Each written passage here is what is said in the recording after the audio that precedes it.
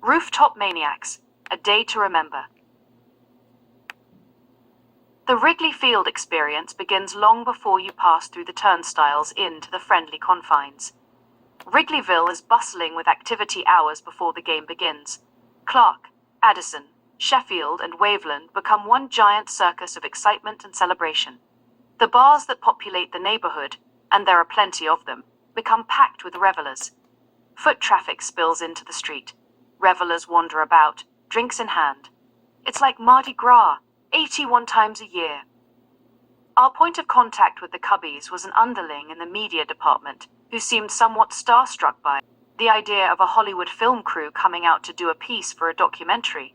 I discussed shooting a sort of day in the life of a major league office worker segment with him over the phone, and he was really pumped up about it. He was waiting for us at the press gate. When we introduced ourselves, his eyes wandered as if in search of something. My guess is he was looking for the film crew. But Brian was somewhere in the bleachers. The Cubs were hosting crosstown rivals, the White Sox, in an inter-league showdown. Rather than risk winding up stuck outside the stadium, I'd ordered tickets over the internet long before we'd left LA. Box seats, no less. Greg came up with a great idea for a story. Would fans sitting on the roofs around the ballpark trade their spot for a seat behind home plate? We didn't know it, but we were about to blow the lid off the whole romantic illusion of fans on the rooftops at Wrigley Facade, and it would change the way we looked at those rooftops and the fans upon them for the rest of our lives. I used to think that the gang on the roof was comprised of John and Jane Q public types, people who actually lived in the buildings they watched the games from. I used to think that they ordered pizza and ran down to the corner deli when the beer supply ran low, and that they just dashed up to the roof to watch the game whenever they felt like it. So off we went to ring the Super's bell. I thought we'd just tell him through the intercom that we were a film crew from LA shooting a piece for a documentary, and that he'd be just as taken as our contact from the Cubbies was. But there is no Super. No one lives there at all. A company that rents it out during Cubbies games owns the building. It's designed for one thing and one thing only: partying. At first it seemed we'd have a better chance of making it inside Fort Knox than inside the lobby. It's totally locked up and mum's the word about how anyone gets inside. Fortunately, we happened upon one of the caterers who was taken by the idea of hooking up with a film crew from LA. He gave us the grand tour. It's an entirely first-class affair. There are luxuriously furnished rooms with big screen TVs, a sprawling kitchen, filled to the brim with all sorts of foods and drinks to keep everybody happy. There's a room with a fireplace built into the wall. There's even a trophy room dedicated to the Cubs. It's empty. None of the guests had arrived yet, but there was plenty of hustle and bustle as many different crews raced against time to make the place ready before they started showing up. Greg and I made it to the top of the roof and drank in the spectacular view it offered. We could see the field below us and the Chicago skyline all around. The wind crackled mightily.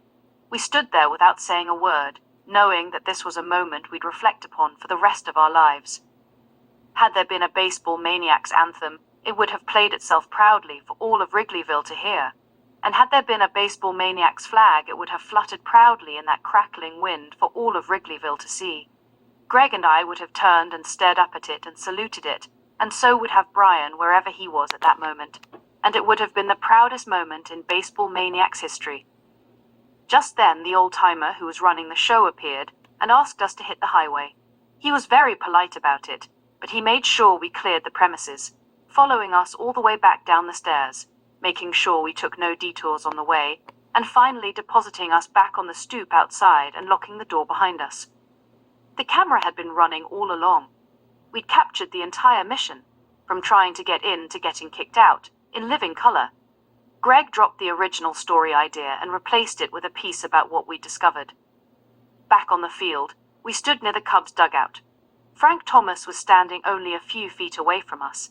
Fans were leaning over the tiny brick wall behind home plate, screaming for his attention. Then Sammy Sosa came out onto the field and the whole stadium erupted. A throng of reporters raced toward him and he disappeared behind the wall of bodies they formed around him. We just stood there and watched. Greg said, "Can you believe we're at Wrigley Field?"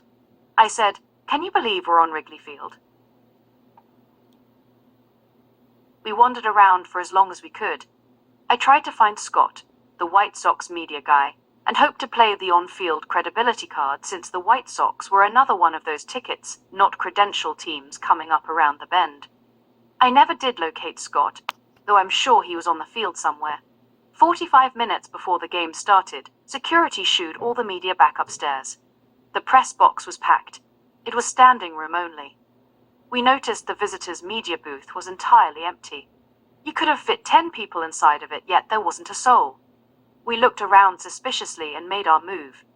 The joint was one window over from the Wrigley field organist.